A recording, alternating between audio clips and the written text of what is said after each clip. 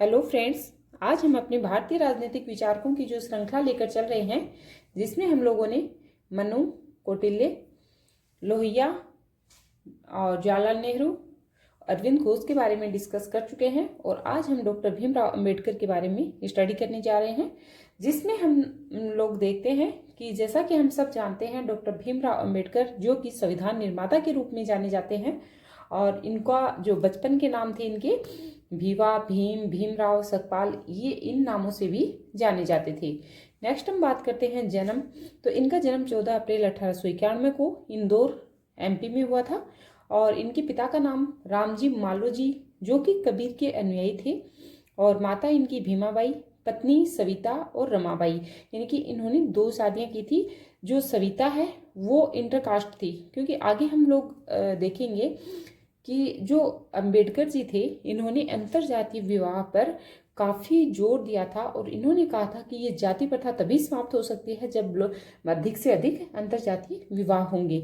तो इन्होंने सविता जो थी इनसे तो अंतरजातीय विवाह किया था, और जो रमाबाई अंबेडकर थी इनसे इनकी पहली शादी हुई थी। नेक्स्ट हम बात करते हैं इनके गुरु। तो इनके गुरु का नाम कृष्ण केशव अंबेडकर था, जो कि जिन्होंने मतलब इनको अंबेडकर जो सरनेम है वो इनके गुरु ने ही दिया था, ये हमें ध्यान रखना है। तो गुरु का नाम क्या था? कृष्ण केशव अंबेडकर। नेक्स्ट हम बात करते हैं 1907 में इन्होंने हाई स्कूल की, और 1912 में बम्बई विश्वविद्यालय से स्नातक, और 1913 में कोलंबिया विश्वविद्यालय में प्रवेश किया। लेकिन ये मतलब आर्थिक दृष्टि से काफ़ी मतलब ऐसी फैमिली से बिलोंग करते थे जहाँ पर मतलब जिनकी आर्थिक स्थिति अच्छी नहीं थी, और इसके साथ ही जो है इनको मतलब जो है काफ़ी आर्थिक दृष्टि से भी और एक जाति की दृष्टि से भी इनको काफ़ी यातनाएं, काफ़ी स्ट्रगल जो है इनकी अपनी लाइफ में फेस करना पड़ा था। तो इसीलिए इन्होंने ये कहा था कि मेरी ये गलती नहीं है कि मैंने हिंदू धर्म में जन्म लिया है, लेकिन मैं ये नहीं मरूंगा, मैं हिंदू धर्म में मरूंगा नहीं। इन्होंने ये कहा था कि मैंने हिंदू धर्म में जन्म लिया, ये मेरा दुर्भाग्य हो सकता है, लेकिन मैं हिंदू धर्म में मरूंगा नहीं। तो ये बात इन्होंने जाति प्रथा को लेकर ही कही थी, जो कि इनकी लाइफ में काफ़ी सारे स्ट्रगल जो है इन्होंने फेस किए थे। तो ये हमें ध्यान रखना है। और कोलंबिया विश्वविद्यालय में जब इन्होंने प्रवेश लिया था, तो गायकवाड़ की सहायता से जो छात्रवृत्ति थी, तब इन्होंने कोलंबिया में इनका एडमिशन हुआ था। नेक्स्ट हम बात करते हैं अर्थशास्त्री। जो इनके अध्यापक थे उनका नाम सेलमैन था, और 1915 में इन्होंने जो है एमए किया। और नेक्स्ट हम बात करते हैं इनकी जो प्रथम इन्होंने पीएचडी की थी, और जो प्रथम शोध विषय था इनका वो प्राचीन भारत में व्यापार था। तो ये काफ़ी बार एग्जाम में पूछा गया है कि प्रथम इनका शोध विषय क्या था? प्राचीन भारत में व्यापार। नेक्स्ट बात करते हैं 1916 में द्वितीय जो थीसिस थी, यानी कि दूसरी जो पीएचडी की इन्होंने उपाधि ली थी, या पीएचडी जिस विषय में की थी वो थी बेसनल डिविडेंड ऑफ इंडिया। और नेक्स्ट हम बात करते हैं 1916 में इन्होंने लंदन स्कूल ऑफ इकोनॉमिक्स में प्रवेश किया, और रुपए की समस्या थीसिस प्रस्तुत की। और शोध विषय क्या था इसका? औपनिवेशिक भारत में वित्त का विकेंद्रीकरण। तो ये हमें ध्यान रखना है। तो इन्होंने 3 थीसिस लिखी थी। पहली इनकी प्राचीन भारत में व्यापार, दूसरी बेसनल डिविडेंड ऑफ इंडिया, थर्ड इनकी थी रुपए की समस्या। और इसका जो विषय था रुपए की समस्या का, ये काफ़ी बार ये शोध विषय जो है ये पूछा जाता है एग्जाम में। तो ये था औपनिवेशिक भारत में वित्त का विकेंद्रीकरण। अब हम नेक्स्ट बात करते हैं 1919 के अधिनियम का प्रारूप तैयार करने वाली जो साउथ बोरो कमेटी थी। जैसा कि हम सब जानते हैं कि साउथ बोरो कमेटी जो है वो 1919 के अधिनियम का प्रारूप तैयार करने के लिए आई थी। तो इसके समक्ष जो गवाही देने के लिए अंबेडकर जी को आमंत्रित किया गया था। तो वहाँ पर अंबेडकर जी ने अछूतों के लिए अलग से निर्वाचन प्रणाली की मांग की थी। और आगे हम डिस्कस करेंगे, जब पुनः पैक्ट हुआ था तो वहाँ पर इनकी अलग निर्वाचन प्रणाली की मांग को तो स्वीकार नहीं किया गया था, लेकिन जो आरक्षित निर्वाचन प्रणाली थी उसको पर सहमति मिल गई थी। ये हम थोड़ा आगे जाके और डिस्कस करेंगे इसको। नेक्स्ट हम बात करते हैं 1920 में मूक नायक जो साप्ताहिक पत्रिका थी वो कोल्हापुर के शाहू की मदद से इन्होंने प्रकाशित की थी। 1920 में मूक नायक साप्ताहिक पत्रिका। 1923 में बहिष्कृत भारत यानी पाक्षिक पत्रिका थी, और 1923 में ही बॉम्बे में इन्होंने बॉम्बे के जो हाई कोर्ट है वहाँ पर इन्होंने वकालत प्रारंभ की थी। नेक्स्ट हम बात करते हैं 20 जुलाई 1924 को बहिष्कृत हितकारिणी सभा का गठन किया था और बहिष्कृत हितकारिणी सभा में इन्होंने जो है अछूतों के उद्धार के लिए कार्य किया था और उसी के लिए इन्होंने इस सभा का गठन किया था। तो ये डेट हमें ध्यान रखनी है एग्जाम की दृष्टि से। 20 जुलाई 1924 को कौन सी सभा का गठन किया था? बहिष्कृत हितकारिणी सभा का। किसके लिए किया था? अछूतों के उद्धार के लिए। नेक्स्ट हम बात करते हैं 1925 की। 1925 में प्रांतीय दलित सम्मेलन की जो नेपाली में अध्यक्षता हुई थी तो वो अंबेडकर जी के द्वारा की गई थी। ये हमें ध्यान रखनी है। नेपाली में अध्यक्षता किसने की थी? अंबेडकर जी ने की थी। और मतलब किस सम्मेलन की? प्रांतीय दलित सम्मेलन की। कब? 1925 में। 1927 में मनुस्मृति को मतलब जातिवादी बुक कहकर इन्होंने जला दिया था, यानी कि 25 दिसंबर 1927 को। और मनुस्मृति जो मनु की जो फेमस रचना थी उसको उन्होंने जला दिया था, जिसकी कि गांधी जी ने जो है वो गांधी जी से असहमत थे। उन्होंने कहा कि ऐसा नहीं करना चाहिए था आपको, लेकिन इन्होंने कहा कि ये जो बुक है ये जातिवाद फैलाती है, वर्ण व्यवस्था को फैलाती है। तो जब वर्ण व्यवस्था रहेगी तो जातिवाद बहुत ज़्यादा बढ़ेगा, तो इसीलिए इन्होंने जातिवाद की मतलब बढ़ती उसमें बोल के और मनुस्मृति को जला दिया था। नेक्स्ट हम बात करते हैं अम्बेडकर जी ने 1930, 31, 32 तीनों गोल में जो सम्मेलन हुए थे। जैसा हम सब जानते हैं जो 1919 का अधिनियम था उसका प्रारूप तैयार करने के लिए जो है 3 गोल में सम्मेलन हुए थे, जिसमें कि अंबेडकर जी ने तीनों गोलमेज सम्मेलन में भाग लिया था और गांधी जी ने सिर्फ 31 वाले में भाग लिया था। यानी 3 हुए थे, 30, 31, 32 में। तो 31 में तो गांधी जी ने भाग लिया था और शप्रू और अंबेडकर जी हैं, इन्होंने तीनों गोलमेज सम्मेलन में भाग लिया था और वहां पर भी उन्होंने अछूतों के लिए पृथक निर्वाचन प्रणाली की बात की थी। लेकिन ये पृथक निर्वाचन प्रणाली की बात से मतलब सहमति नहीं बनी थी और फिर आगे जाके पुनः पैक्ट 1932 में जो है वो अछूतों के लिए आरक्षित निर्वाचन प्रणाली पर सहमति हुई थी। नेक्स्ट हम बात करते हैं 1936 में इंडिपेंडेंट लेबर पार्टी की स्थापना हुई और 1942 में अखिल भारतीय अनुसूचित जाति संघ में बदल दिया गया था। इसी को इंडिपेंडेंट जो लेबर पार्टी थी उसी को अखिल भारतीय अनुसूचित जाति संघ में बदल दिया। नेक्स्ट हम बात करते हैं जिसके नेताओं ने 1957 में रिपब्लिकन पार्टी ऑफ इंडिया की स्थापना की थी और उसके बाद 1942 को अंबेडकर गवर्नर जनरल परिषद जो सदस्य है उसके रूप में मनोनीत किए गए और अंबेडकर जी ने 1942 में भारत छोड़ो आंदोलन का भी विरोध किया था। अब हम आगे बात करते हैं भारतीय संविधान के चुनाव में जो डॉक्टर अंबेडकर के अनुसूचित जाति संघ को जो है वो हार का सामना करना पड़ा था और ये जो है वो इनको सीट नहीं मिल पाई थी और ये वहाँ से हार गए थे। इन्होंने चुनाव लड़ा था लेकिन फिर इनके ही सहयोगी थे कोई जोगिंदर नाथ मंडल, उन्होंने वेस्ट बंगाल से संविधान सभा के सदस्य थे जो, और उन्होंने जो है इनको अपनी सीट दी और खल्लान जासौर से फिर ये अगली बार जो है स्वतंत्र उम्मीदवार के रूप में ये जीत गए थे। फिर 29 अगस्त 1947 को गठित जो प्रारूप समिति यानी कि जिसको हम पांडुलेखन समिति भी बोलते हैं और पांडुलेखन मसौदा कमेटी भी बोलते हैं, इसी को मसौदा कमेटी, पांडुलेखन कमेटी या प्रारूप कमेटी, और इनके अध्यक्ष जो है वो डॉक्टर भीमराव अंबेडकर को बनाए गए थे। जैसा कि हम सब जानते हैं प्रारूप समिति का गठन तो 29 अगस्त 1947 को कर दिया गया था, लेकिन प्रारूप समिति की जो अध्यक्षता जो है वो कब से की थी तो 30 अगस्त 1947 से अंबेडकर जी ने अध्यक्षता की थी। तो ये हमें ध्यान रखना है पॉइंट। कई बार एग्जाम में सीधा हम लोग मतलब ध्यान नहीं देते हैं और बोल दिया जाता है कि 29 अगस्त 1947 से अंबेडकर जी के द्वारा अध्यक्षता की गई। नहीं, 30 अगस्त 1947 से अध्यक्षता की थी। प्रारूप समिति का गठन जो है वो 29 अगस्त 1947 को हुआ था। आगे हम बात करते हैं 30 अगस्त 1949 को अंबेडकर जी भारत सरकार के प्रथम कानून मंत्री बने। ये सब हम जानते हैं। प्रथम कानून मंत्री कौन थे? डॉक्टर भीमराव अंबेडकर। और कब बने थे? 3 अगस्त 1949 को। हिंदू कोड बिल को लेकर अंबेडकर जी और नेहरू जी में मतभेद हुआ। इसी कारण 27 सितंबर 1951 को मंत्रिमंडल से इन्होंने त्यागपत्र दे दिया था। यह हमें ध्यान रखना है।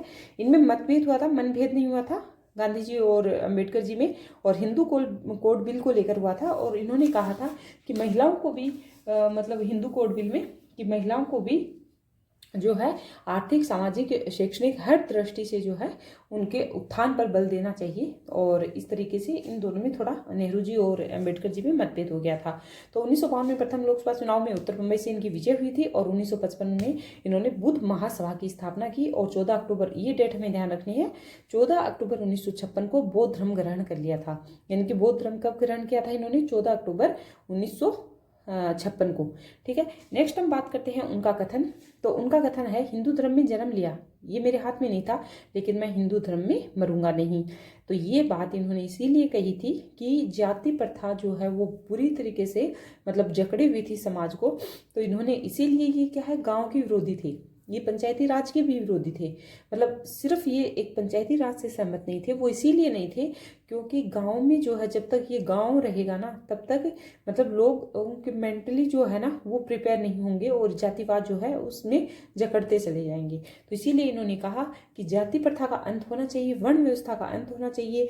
और इन्होंने इसी बात के लिए ये कहा था कि हिंदू धर्म में जन्म लिया, यह मेरे हाथ में नहीं था, लेकिन मैं हिंदू धर्म में मरूंगा नहीं। ओके, अब हम नेक्स्ट बात करते हैं। 6 दिसंबर 1956 को इनकी मृत्यु हो जाती है। और अब हम थोड़ा सा इनके विचारों को देखेंगे। साइमन कमीशन, जैसा कि हम सब जानते हैं, साइमन कमीशन 1927 में बना था, 28 में भारत आया था। और जो गोलमेज सम्मेलन हुए थे, अंबेडकर और शप्रू दोनों ने, मैंने आपको बताया कि दोनों ने इसमें भाग लिया था। 30, 31, 32 में सम्मेलन हुए थे और 31 वाले में सिर्फ गांधी जी ने भाग लिया था और अंबेडकर जी और शप्रू ने दोनों में मतलब तीनों में भाग लिया था।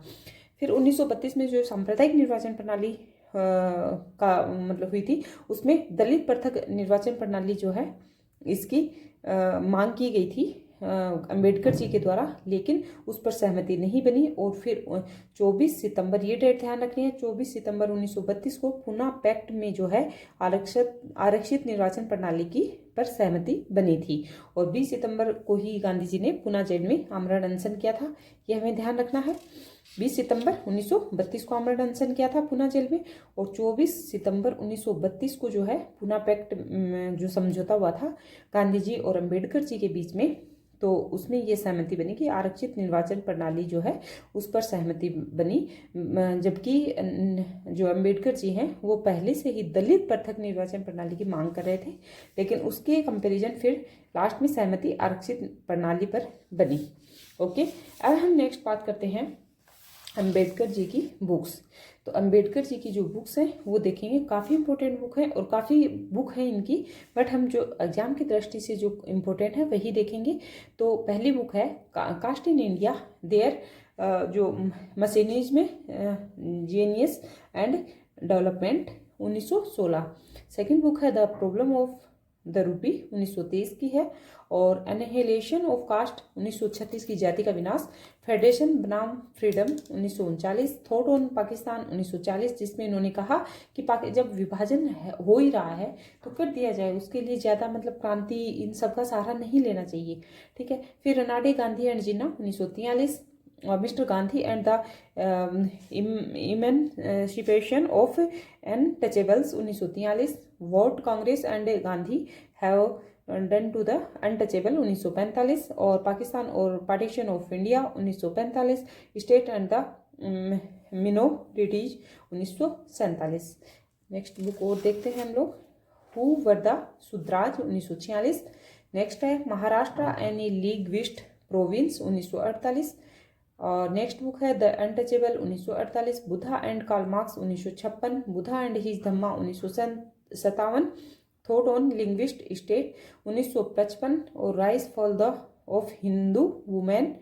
और नेक्स्ट जो ये बुक है rise fall the Hindu women, इसमें इन्होंने महिलाओं संबंधी विचार प्रस्तुत किए थे और इन्होंने कहा कि महिलाओं को भी शैक्षणिक, सामाजिक, सांस्कृतिक, राजनीतिक जो है वो समानता मिलनी चाहिए। और इसमें उन्होंने जो अपना संविधान का जो आर्टिकल है 54, जिसमें समान सिविल संहिता की जो बात की गई है, तो उससे भी ये सहमत थे। ठीक है, और अब हम नेक्स्ट बात करते हैं गांधी जी के गांधी जी और कांग्रेस के प्रति दृष्टिकोण बाद में देखेंगे। पहले हम देखते हैं थोड़ा अंबेडकर जी की मनुस्मृति की इन्होंने आलोचना, जैसा मैंने बताया आपको कि 25 दिसंबर 1927 को इन्होंने मनुस्मृति को एक जातिवादी कहकर, जातिवादी बुक कहकर जो है वो जला दिया था और गांधी जी उससे असहमत भी हुए थे, उनके मनमुटाव भी हुए थे। फिर है जातिवाद और संपत्ति का अधिकार जो है वो ये बुक में बताते थे कि मतलब ये सब फैलाते हैं जातिवाद को, तो इसीलिए इन्होंने बुक को जला दिया था। अब हम बात करते हैं अंबेडकर जी के राजनीतिक विचार।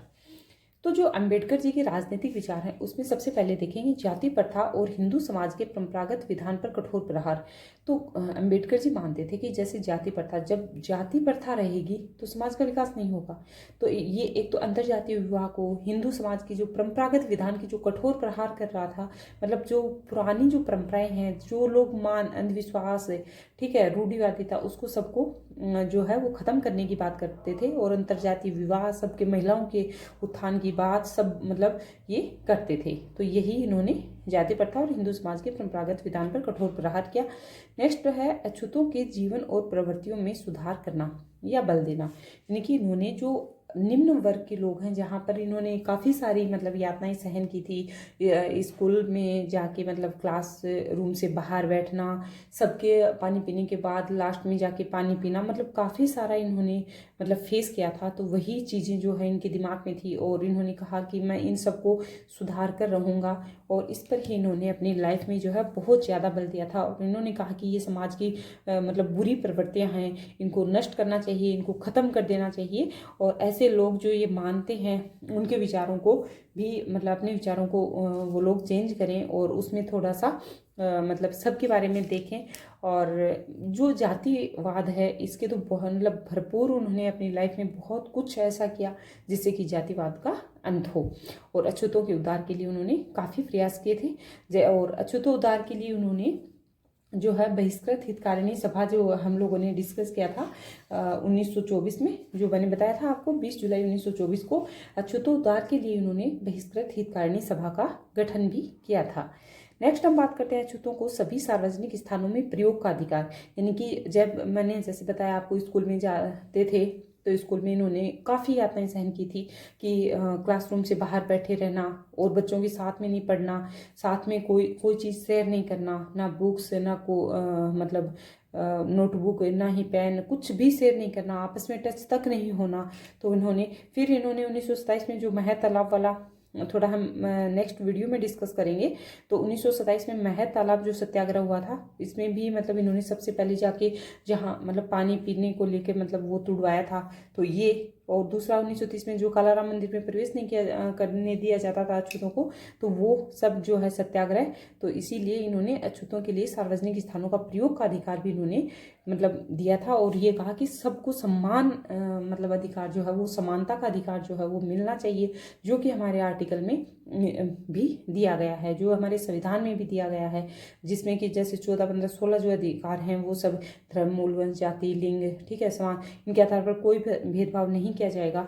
तो उसी तरीके से इन्होंने मतलब खूब सारे प्रयास जो है वो अछूतों के लिए किए थे, जिसमें कि सार्वजनिक स्थानों के प्रयोग का अधिकार भी इन्होंने दिया था। नेक्स्ट हम बात करते हैं दलितों के लिए पृथक प्रतिनिधित्व प्रणाली। तो इन्होंने मतलब काफ़ी समय से मतलब इन्होंने कहा कि दलितों के लिए पृथक प्रतिनिधित्व प्रणाली होनी चाहिए, लेकिन वो ना हो करके फिर लास्ट में जो है आरक्षित निर्वाचन प्रणाली पर सहमति पुनः पैक्ट में बन गई थी, जो कि 24 सितंबर 1932 को हुआ था। ठीक है, अब हम नेक्स्ट बात करते हैं धर्म परिवर्तन। तो इन्होंने कहा कि जो एक कास्ट में जन्म लेता है इंसान, तो ऐसा नहीं है कि वो दूसरी कास्ट की अवहेलना करेगा या दूसरी कास्ट के लिए मतलब कुछ भी ऐसे। तो ये अंतरजातीय विवाह चाहे अंतरजातीय मतलब इस तरीके से काफ़ी सहमत थे, और उसी को मतलब उन्होंने देखते हुए और समाज में वो सब मतलब दिखाने के लिए कि ऐसे आप भी कर सकते हो, तो इन्होंने 2 विवाह भी किए थे। और जो सविता इनकी पत्नी थी वो अंतरजातीय विवाह ही उनके साथ इन्होंने किया था। नेक्स्ट हम बात करते हैं इनके राजनीतिक विचारों में जो सेकंड पॉइंट देखते हैं वो देखते हैं गांधी और कांग्रेस के प्रति दृष्टिकोण। जैसा कि हम सब जानते हैं कि गांधी जी वर्ण व्यवस्था के समर्थक थे और जो मनु की जो फेमस रचना है मनुस्मृति, और उसको भी इन्होंने इसीलिए जलाया था क्योंकि उन्होंने कहा था कि जो मनुस्मृति बुक है वो जातिवाद को बढ़ावा देती है और गांधी जी जो है वो इससे असहमत थे। तो इन्होंने ये भी कहा था गांधी जी सिर्फ कोरी बातें करते हैं, बोलते जाता है, धूल उड़ाते हैं और वो एक सातिर राजनेता हैं। और उन्होंने ये बात इसीलिए कही थी क्योंकि उन्होंने वर्ण व्यवस्था के वो समर्थक थे और कांग्रेस के प्रति दृष्टिकोण इनका सही था और वो मानते थे कि सब मतलब अपनी जगह सब ठीक है बट जातिवाद को बढ़ावा नहीं देना चाहिए और जातिवाद को ख़त्म कर देना चाहिए। और दूसरा अछूतो उद्धार के लिए भी जो है वो कोई इंटरकास्ट को लेकर कोई बात इनके दिमाग में थी ही नहीं। और इन्होंने ये कहा कि इंटरकास्ट क्या होता है, सब लोग सेम हैं तो उनके साथ समानता का व्यवहार किया जाना चाहिए। तो जो जातिवाद है उसको खत्म करना चाहिए। अछूतों के उद्धार के लिए उन्होंने काफ़ी प्रयास किए थे।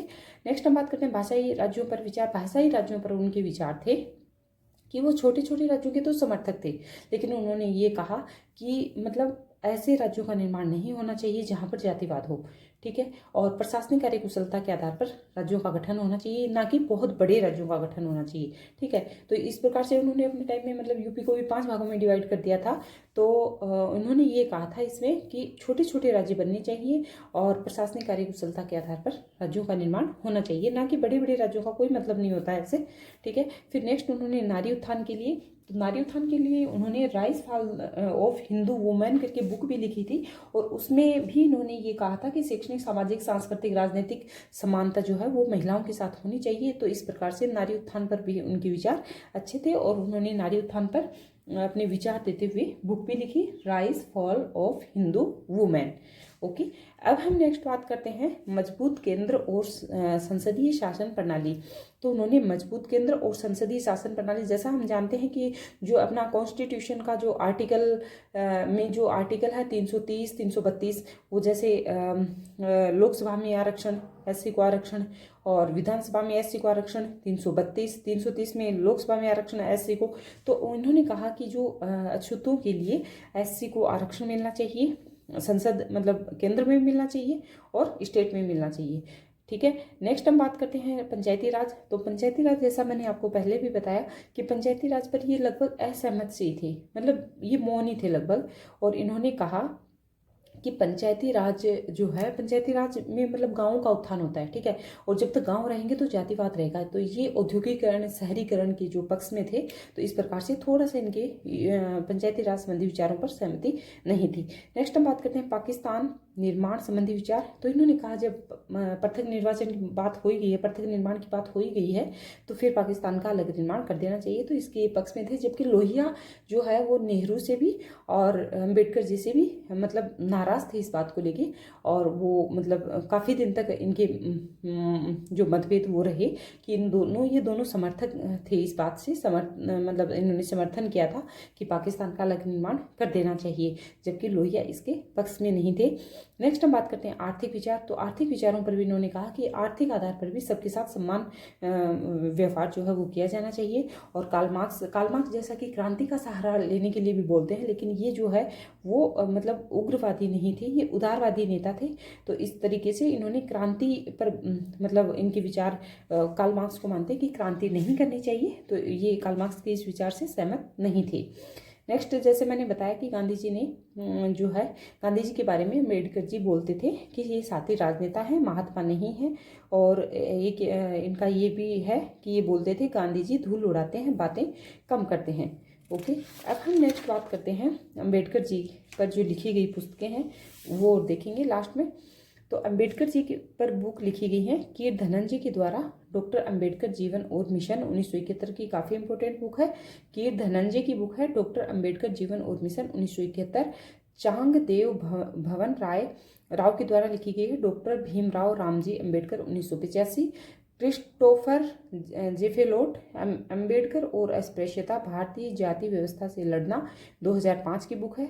तो ये काफ़ी इंपॉर्टेंट बुक है, इसको भी ध्यान रखना है। क्रिस्टोफर जेफेलोट अम्बेडकर और अस्पृश्यता, भारतीय जाति व्यवस्था से लड़ना 2005 की बुक है। M.L. आहूजा बाबा साहेब अम्बेडकर 2007 की बुक है।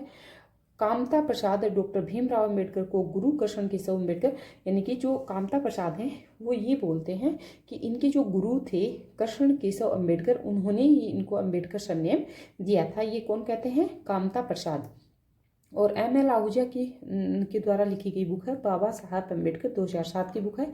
ये भी हमें ध्यान रखना है। क्रिस्टोफर जेफेलोट वाली अम्बेडकर और अस्पृश्यता जाति भारतीय जाति व्यवस्था से लड़ना, 2005 की बुक है। तो ये काफ़ी इंपॉर्टेंट बुक है, इनमें से भी पूछा जाएगा एग्जाम में। तो ये तो शायद एग्जाम में कई बार पूछी गई है क्रिस्टोफर वाली, तो ये हमें ध्यान रखना है। नरेंद्र यादव के द्वारा बाबा साहब अम्बेडकर के अपेक्षित आर्थिक विचार 1991 में प्रस्तुत किए गए थे, तो ये भी हमें ध्यान रखना है। तो इस तरीके से ये आज हम अम्बेडकर जो है वो इम्पोर्टेंट फैक्ट, उनके विचार, उनका जीवन परिचय, वो सब हमने देखा है। आशा करती हूँ कि आपको मेरा वीडियो समझ में आया होगा। Okay friends, thanks. नेक्स्ट हम बात करेंगे फिर अगले वीडियो में गांधी जी पर। Okay friends, bye.